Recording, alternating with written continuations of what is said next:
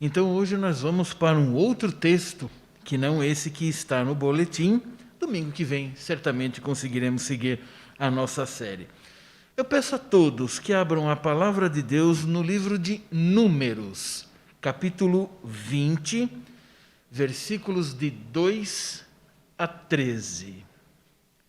Números 20, versículos de 2 a 13. É quando Moisés fere a rocha em Meribá.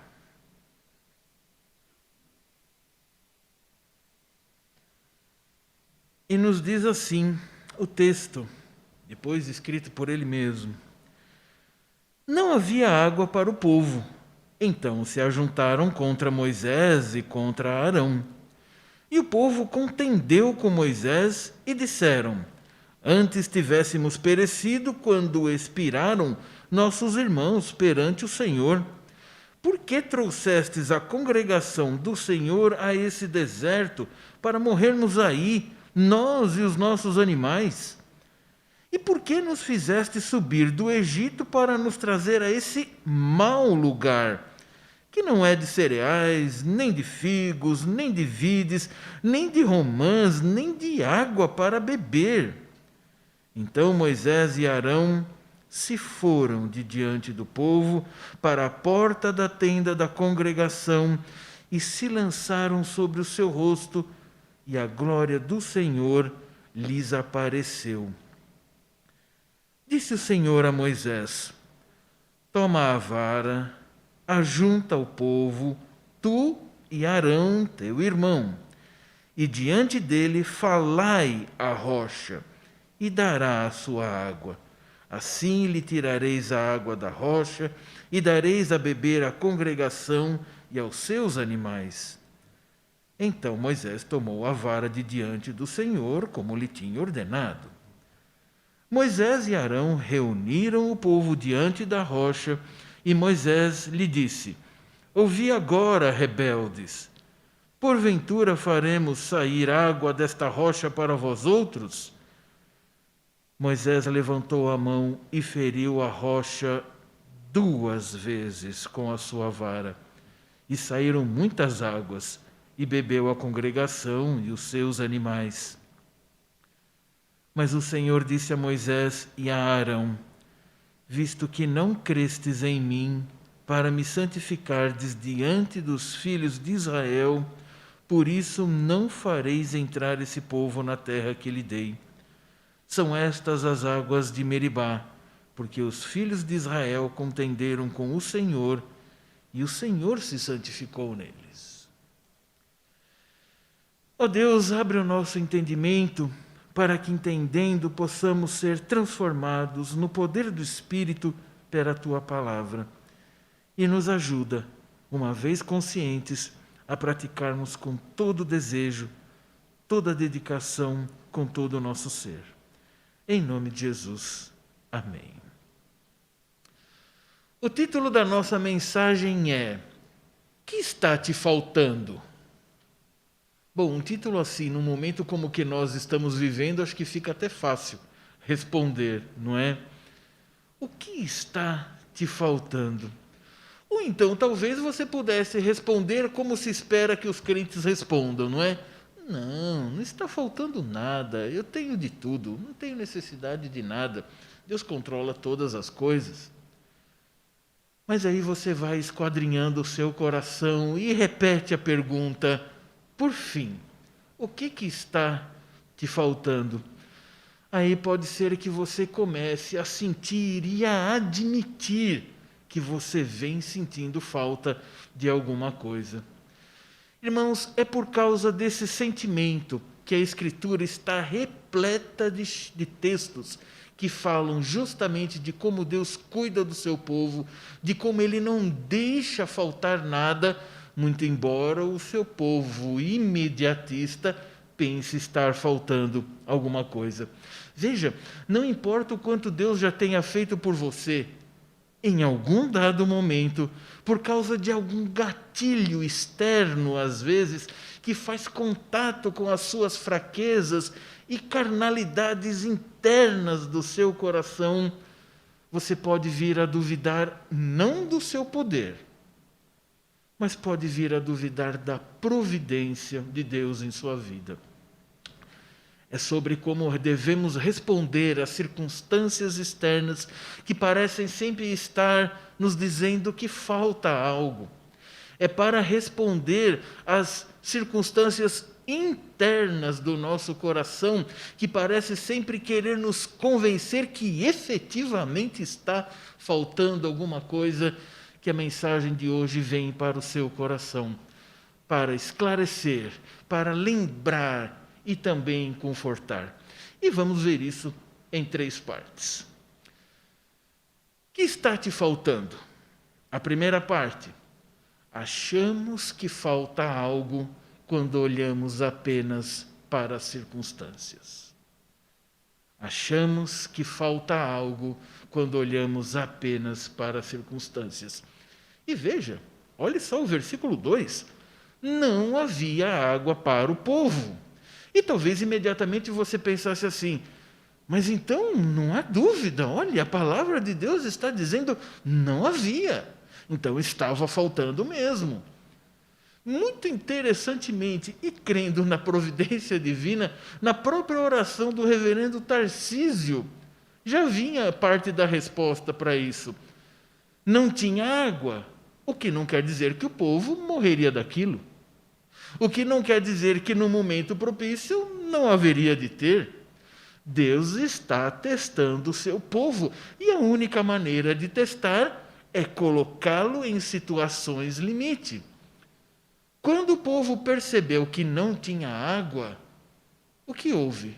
Um imediato desespero. Veja, as circunstâncias que nos cercam têm os seus aspectos objetivos, isto é, como a coisa efetivamente é, mas também não podemos deixar de considerar os aspectos subjetivos, isto é, como você vê cada circunstância. E, inclusive, não há exemplo maior do que esse que nós estamos vivenciando, que é a pandemia e todos os seus desdobramentos. Veja, no caso da pandemia, ela existe de fato, é inegável. Só que para alguns é momento de desespero total, chegando até o delírio, quem sabe. Para outros ela não significa quase nada, chegando ao ponto da negação. E para outros ainda ela existe e deve ser tratada de acordo com os seus limites, estudos, cuidados e orientações que os órgãos oficiais, ainda que errantes, possam dar de instrução, e às vezes ainda não com a melhor das motivações, mas enfim, é algum parâmetro. Irmãos, não somente na pandemia, na vida, nas questões cotidianas, nem sempre é muito fácil decidir. Nem sempre é muito fácil se situar, ter opinião e, principalmente, finalmente tomar a decisão sim ou não. Fica ou vai, faz ou não faz. Bem, é numa situação parecida com essa que está o povo de Deus. É nisso que ele está inserido. Veja que o relato bíblico é objetivo. Ele não emite nenhum juízo de valor. Ele apenas diz: não havia água para o povo. É apenas uma constatação. Agora, existem situações que falam por si só. Ora, estar no deserto sem água, eu creio que não é a melhor das situações para tudo que você precisa fazer. Mas repare, a questão não é a água. A questão não é o deserto. E a questão não é a falta de água no deserto. A questão é como o povo respondeu a essa necessidade concreta. É aí que nós vamos aprender de Deus lidando com o seu povo. Na primeira percepção da necessidade, assim que todos viram que não tinha outra situação senão a da sede, a da escassez de água, o povo fez exatamente como os bebês. Choraram, choraram, choraram. Só que do jeito dos adultos. Como é que o adulto chora? pelo menos como ele socialmente chora. Ele vai reclamar, ele vai contender, ele vai mostrar as suas garras. O povo está com o coração tão endurecido que, ao sentir a necessidade, imediatamente reage contra.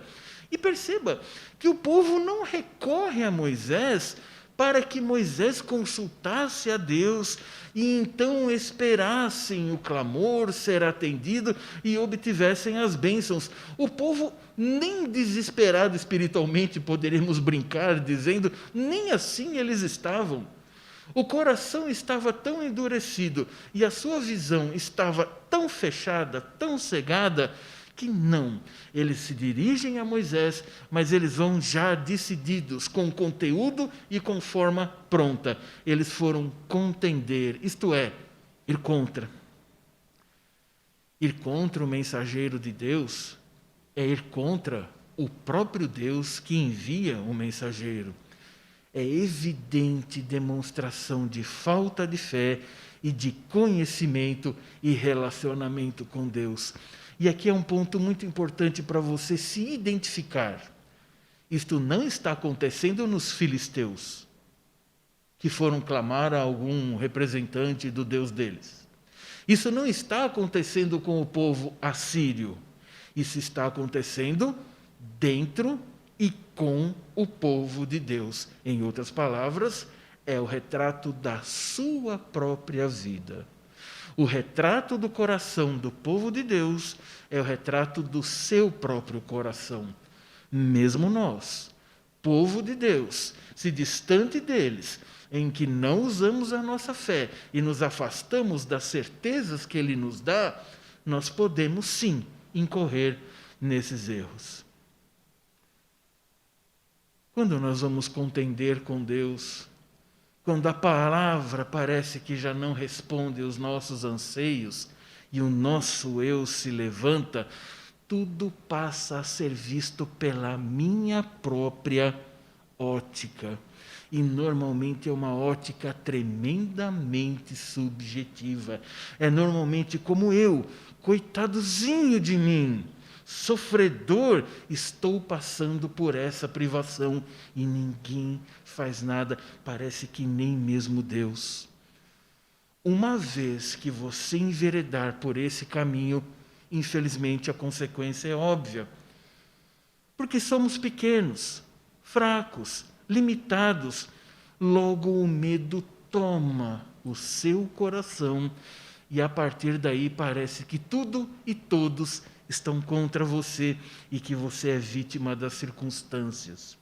Como um gato acuado em um canto, em perseguição, nós mostramos as nossas unhas, os nossos dentes, e alguém vai ter de ser o culpado. Claro, nunca será você mesmo.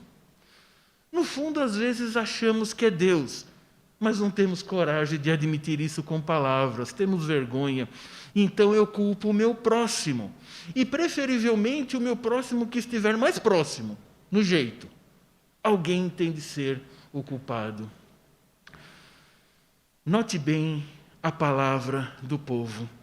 Simplesmente não aparece o nome de Deus como fonte de ajuda. Parece que Deus também é o culpado. Em outras palavras, é o Éden se repetindo. Ah, Senhor, é claro que eu tinha que comer o fruto à mulher que o Senhor me deu. A culpada nem era Eva, era Deus que tinha dado Eva. E é assim que vem sendo século após século, etapa após etapa na história humana e na sua história também. Apenas conseguem ver o que os olhos físicos podem ver, pois não viram a Deus. Não falam, eles falam com Moisés apenas como representante de Deus. Veem Moisés apenas como um homem que falha. Deveriam crer em Deus acima de todas as coisas para que tivessem vitória em todas as coisas. Mas porque confiavam apenas no homem e nas circunstâncias que viam, erraram e falharam como apenas homens que eram. Essa é a sua natural e primeira atitude. E se às vezes ela não acontece, muitas vezes é muito mais por um limitador social do que propriamente por convicção espiritual. Se a sua atitude ainda não é diretamente como essa, se revelando de maneira clara, é porque ainda o Espírito Santo freia você, mas ainda assim no coração você pode guardar esse tipo de desejo. Se tivessem apenas lembrado de Deus e seus feitos em um passado recente, que eles mesmos citam, que era o próprio Egito e a libertação, não teriam se desesperado, nem acusado um homem tão frágil como eles próprios. O problema era a água? Ah, então Deus, o Criador da água, não sabe lidar com água? Ele já havia separado águas. Como então não daria água ao povo? Mas se esquecendo de sua história, se esquecendo dos feitos de Deus, não olhando para trás para relembrar o que pode dar esperança, olharam apenas para o presente e tiveram medo do futuro. Talvez um pouco parecido com a situação que nós vivemos como povo dessa terra e nas questões particulares da sua vida. Os olhos do povo estavam cegos para o cuidado de Deus, por isso puderam apenas se lembrar daquilo que a carne desfrutava. Veja, o que eles trazem à memória? Os poucos prazeres de uma culinária que nem era deles. Preferiram se lembrar do que comiam na escravidão do que se lembrar de um passado recente e das delícias da libertação que já tinham experimentado. Portanto, não puderam também perceber as ainda maiores delícias que os aguardava na terra prometida que mana leite e mel. Povo, vocês acham que vai faltar água? Deus está água neste deserto? Pois Deus nos prometeu terra, leite e mel. Mas ele não prometeu água. Irmãos, ao prometer leite e mel, que são coisas supérfluas, que dá para viver sem, Deus está dizendo em outras palavras, de um modo poético, vocês terão um mínimo para a subsistência e ainda muitos extras para terem uma vida prazerosa aonde eu vou colocar vocês. São as circunstâncias em que vivemos que fazem com que cresçamos na fé e no conhecimento de Deus e no conhecimento de nós mesmos. As situações nas quais Deus nos coloca nunca são para a nossa morte. Nunca são para nosso prejuízo, nunca são para nosso sofrimento indevido, mas sim para nos certificar da vida. Hoje, exatamente no dia de hoje, um trecho da devocional Alegria Inabalável, de John Piper, nos diz o seguinte, veja como é exatamente o que faltou ao povo. A fé na graça futura produz o amor, ao remover a culpa, o temor e a cobiça do coração. A fé remove a culpa, porque se apega à esperança de que a morte de Cristo é suficiente para perdoar os pecados. Ela remove o temor, porque se baseia na promessa: não temas, porque eu sou contigo, eu te fortaleço e te ajudo e te sustento com minha destra fiel. Isaías. Ela remove a cobiça, porque está confiante de que Cristo é a riqueza maior de tudo que o mundo pode oferecer. Em todos os casos, a glória de Cristo é magnificada quando somos mais satisfeitos com a sua graça futura do que com as promessas do pecado presente. Irmãos, isto é possível desde que você esteja vendo com os olhos do Espírito. Isto é possível, não é ficção, não é fantasia, não é alienação dos problemas da vida. Pelo contrário, é estar pairando sobre eles, confiado no que Deus pode fazer. É quando nos sentimos totalmente impotentes, e Deus se vale disso, é que mais facilmente reconhecemos o poder de Deus em nossa vida. Quando estamos fracos, é que podemos estar fortes.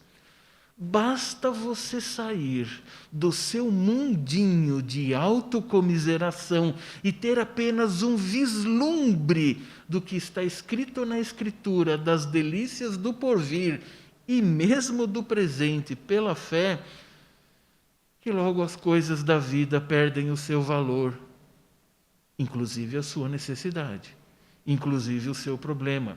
Eles se tornam menores, pois passam a ser comparados ao poder de Deus e não mais às suas próprias e débeis forças.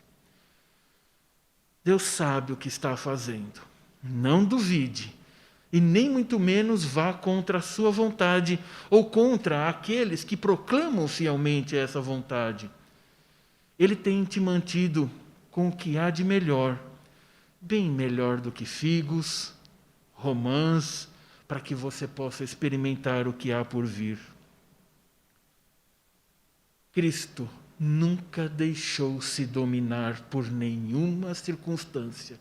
Até quando aparentemente ele não tinha nenhum controle sobre ela, quando foi preso e levado à cruz, ainda assim ele estava no pleno controle, porque todas as coisas estavam acontecendo como foram programadas para acontecer, programadas por ele mesmo na eternidade. Pense, você foi levado ao deserto, ficando 40 dias e 40 noites, e ainda foi tremenda e intensamente tentado por Satanás? Você já suou sangue? Cristo já. Então ele sabe das suas dificuldades, ele sabe das suas ansiedades, ele sabe o que te tira do sério, ele sabe o que mexe com você nas suas bases. Então não duvide, não peque, não desista, porque Cristo é por você. Mas então, como eu me vejo livre dessa incredulidade tão ruim e sem procedência? Já que eu sou um filho de Deus e tenho todos os instrumentos para isso, como é que eu faço isso? O segundo ponto nos responde. O que está te faltando? No primeiro ponto, achamos que falta algo se olhar para as circunstâncias. No nosso segundo ponto, busque a glória de Deus. O que está te faltando? Busque a glória de Deus. Versículo 6. Então Moisés e Arão se foram de diante do povo. Eles não discutiram. Eles não cochicharam para dar uma resposta rápida. Eles não foram passionais e carnais como o povo. Eles saíram de diante do povo para a porta da tenda da congregação e também não foram contender com Deus. Eles se lançaram sobre o seu rosto. E então a glória do Senhor lhes apareceu. Você consegue imaginar isso? Cada um aqui imagina de um jeito, não é? Um som, uma luz, um relâmpago, uma coisa leve, suave, mas que tomou... Bem, não é este o caso, não precisa saber como foi, mas precisa saber o que foi. Eles foram humildes, esvaziados de si, para ver o que Deus haveria de responder. E na sua misericórdia, Deus aparece na forma que mais humanamente podemos compreendê-lo, e ele se revela a sua glória. Mas alguém poderia dizer assim: se eu estou com sede, eu procuro água. Se eu estou com fome, eu procuro comida. Se eu estou cansado, eu procuro um descanso. Então, qual o sentido de eu pensar em uma necessidade minha e ir buscar a glória de Deus. O que é isso? Veja, você não deveria buscar a providência, misericórdia ou graça. Por uma razão simples. Simplesmente porque você é filho de Deus, é assim que Ele já age para com você. Com providência, misericórdia, graça, amor, sabedoria, todas as suas perfeições. Contudo, buscar a glória é buscar sabedoria para como agir diante de uma situação difícil. Buscar a glória não é mudar o ser de Deus, é para mudar o seu ser, o seu coração, estando diante do Deus Altíssimo, todo misericórdia, eternamente fiel ao seu povo. Moisés e Arão não contenderam com o povo. Eles haviam entendido o que realmente estava acontecendo. A coisa não era com eles. Muito embora, como representantes, foram eles os atacados.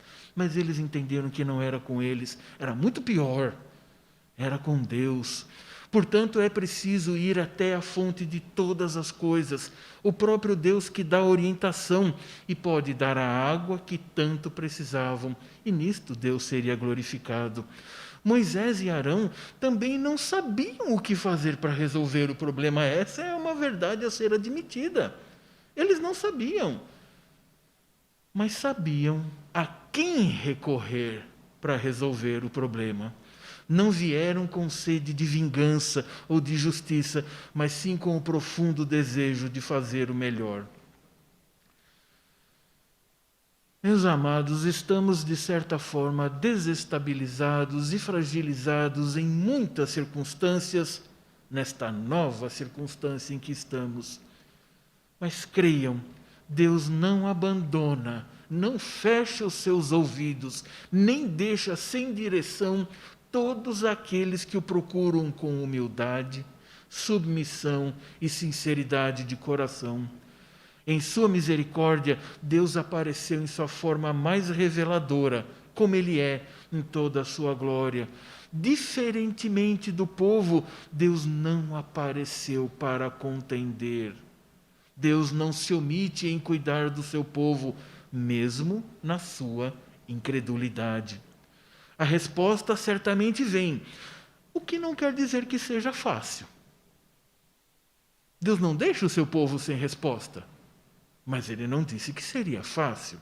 Literalmente, e é daí que vem, Moisés ia ter de tirar água de pedra. E é exatamente o que Ele pede para você em muitas circunstâncias da sua vida. Você, meu filho, você vai tirar água da pedra. É interessante notar a atitude de Moisés agora, bem diferente daquela atitude de quando ele foi chamado a primeira vez para ir ao Egito. Mesmo diante de uma ordem sem sentido, falar com a rocha, mas eu já estou aqui falando com o Senhor, agora eu vou falar com a rocha. Já não podemos resolver aqui agora? Já está no jeito. Mas para quem viu 10 pragas e Deus vitorioso e vir o mar se abrir, acho que não era mais tão difícil. Moisés tinha amadurecido, Moisés tinha aprendido a duras penas, mas o Moisés de Meribá já não era mais o Moisés da libertação do povo. Desta vez ele não argumentou, ele não deu sugestões, não colocou impedimentos ao comando de Deus, porque a sua atitude de busca já revelava humildade e submissão. Ele havia amadurecido, ainda que não plenamente aperfeiçoado. Ele feriu a rocha quando deveria apenas falar. Assim somos nós também. Vamos amadurecendo aos poucos, de experiência em experiência, de etapa em etapa. A atitude de um cristão maduro não é a de buscar coisas para si, nem colocar suas coisas e nisto a sua confiança. Não é saber que ele vai fazer e acontecer. Um cristão maduro não pensa assim. mas ele pensa em obter a solução para a sua necessidade de um modo que Cristo apareça, que Deus seja glorificado, porque até os ímpios, irmãos, buscam água para sua sede. Nós também sentimos sede e também precisamos de água, mas o modo de nós buscarmos essa água é para que Deus seja primeiro glorificado e então minha sede seja saciada, e não como o ímpio que sacia sua sede apenas para continuar a ser ímpio. É uma diferença diametralmente oposta. Portanto, quando surgem dificuldades, o verdadeiro cristão não parte em busca apenas da solução para o seu problema. Ele quer glorificar a Cristo. Você não tem todas as respostas, mas tem o caminho aberto por Cristo para ir a quem tem todas as respostas que você precisa. Não fique desanimado se for necessário fazer coisas difíceis e confiar quando tudo parece levar você à dúvida. Repare, não foi Moisés que fez o milagre, e também em sua vida não será você que fará o seu milagre. Não é necessário e nem possível. É Deus que faz, e por isso a Ele toda a glória. Dessa forma você pode seguir consciente e mais confiante, consciente de que a tarefa é difícil, mas se você agir com a fé, aquela fé que nós comentamos logo no início, a dada pelo próprio Deus, você terá sucesso em tudo. Tudo o que você realmente precisa. Não contenda com Deus, aprenda. Não questione, obedeça. Não há como melhorar o plano divino para o mundo e especificamente para a sua vida no dia de hoje, nesta pandemia e nos dias que Deus te reservar. Cristo permaneceu fiel mesmo diante das tarefas mais difíceis. E lembre-se, ele não precisava fazer nada do que fez. Suportou ser ignorado, até mesmo confundido com aquele que trabalha pelo poder de Beelzebul. Lembram-se no estudo de Mateus? E finalmente suportou ser aviltado com um pecado que não lhe era seu e todas as dores de uma morte na cruz. Bem, então quer dizer que se eu fizer tudo certinho, confiar, vai dar tudo certinho, não é verdade? Sim, é isso mesmo. Esta é a verdade. Se você fizer certinho, vai dar tudo certinho. A questão é que talvez não seja o certinho que você esteja imaginando. Mas vai dar tudo certo, porque o plano de Deus absolutamente não é frustrado. O que nos leva ao terceiro ponto. O que está te faltando? Do que você sente falta? Se olhar para as circunstâncias, vai ter muita coisa. Se você buscar a glória de Deus, você começa a agir certo. Mas é preciso ir certo até o fim. Esse é o nosso terceiro ponto. Seja fiel até o fim. Veja o versículo 10. Moisés e Arão reuniram o povo diante da rocha. E Moisés lhe disse: ouvi agora, rebeldes, porventura fazemos sair água dessa rocha para vós outros?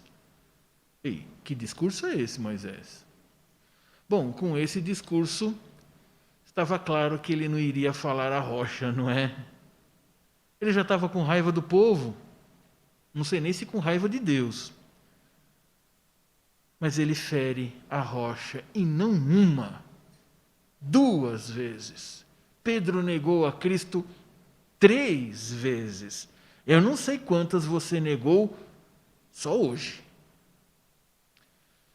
Mas o fato é que lá vai o libertador Moisés, um tipo de Cristo, saciar a necessidade do povo.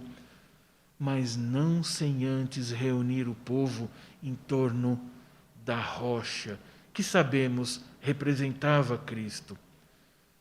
E alguém poderia dizer: bem, mas hoje, à luz do Novo Testamento, eu sei que aquela rocha iria ser descrita mais tarde nos Salmos, e a partir dos Salmos ficaria claro que aquela rocha é Cristo, a pedra angular, onde você constrói sua casa. Para nós, é claro, coitado, Moisés não sabia, ele pensou que era uma rocha e pronto. E no que isso muda em obedecer às coisas de Deus? Você não tem de saber todas as coisas. Você não tem de entender os planos de Deus. E, aliás, na maioria das vezes não entende mesmo. Você só entende e sente misericórdia e graça, mas você não entende por que aquilo naquela hora daquele jeito. A questão, ele não precisava saber que a rocha era Cristo. Foi dito para ele falar e não bater. Se ele tivesse obedecido, quantos benefícios ele teria conseguido para ele mesmo? Mas enfim, ele reúne o povo diante da rocha. Antes, o povo estava reunido, entretanto, apenas em torno do seu pecado, do seu erro, da incredulidade e do seu egoísmo, raiva e revolta. Veja a mudança de cenário. Ainda é o povo, ainda é reunião, com todas as suas contumácias e erros. Mas agora, em torno da rocha, as coisas vão mudar. Que maravilha! Muita água e no deserto. Deus fez assim com seu povo e Ele faz assim sempre com seu povo, o que é impossível e faz em abundância. Que alegria matar a sede no calor do deserto e poder usar para os animais, isto é, vou ter sustento, tudo que é necessário. Mas, irmãos, creiam, lembram-se no início que eu disse, não era a água, não era o deserto, e não era a ausência da água no deserto. Das bênçãos, a água foi a menor, ainda que muito importante. Porque ali eles aprenderam da fidelidade de Deus. Deus o testou não com falta de chocolate Lindt. Deus não o testou com viagens para lugares que ficaram privados. Deus os testou com o que há de mais básico, a água, para mostrar que Ele controla tudo que há no planeta, inclusive a sua vida, em tudo que isso envolve. Ver o amor, o poder e a glória de Deus em suas ações é para o crente a melhor das experiências, alimenta mais que o melhor pão e mata a sede mais do que a mais fresca e pura água. Contudo, o amor, poder e santidade de Deus que foram vistos não mudam. Seus princípios não mudam. Quase Moisés faz tudo perfeito. Só que não. Agora, depois de ter feito o mais difícil, que era suportar o povo e ter ido a Deus com a atitude correta e ter tido um bom início de obediência, Moisés cai pela sua desconfiança, medo e talvez raiva do povo. Perceberam? De um outro jeito, ele caiu no mesmo pecado do que o povo havia caído.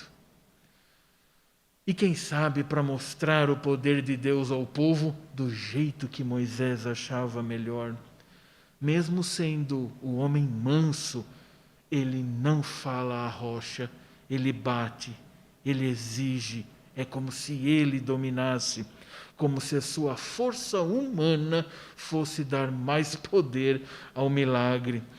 Moisés deveria mostrar o poder de Deus pela misericórdia e não pela vingança. Moisés e Arão creram, mas não plenamente. Por isso nos é dito, não creram. Eles fizeram como Deus disse, e a própria Escritura diz no versículo 9, prontamente iniciaram a obediência.